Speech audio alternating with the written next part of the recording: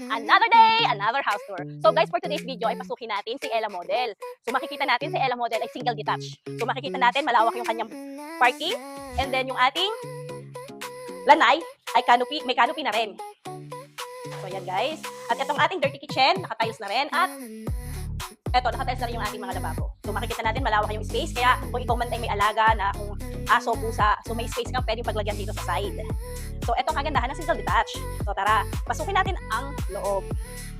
Pasukin natin. Ito yung ating living area na kung saan pwede tayong magkaroon ng bonding para sa ating family at makikita natin na high ceiling din siya.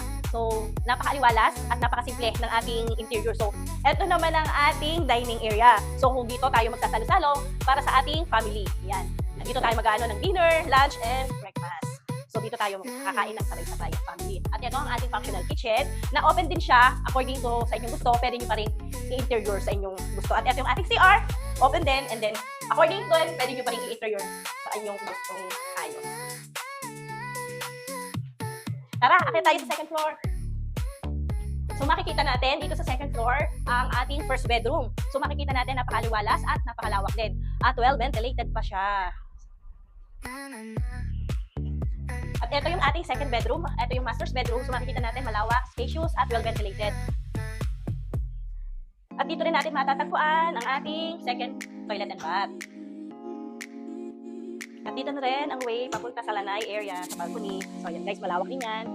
Pwedeng magkape sa umaga. Tripping and reservation, message us now!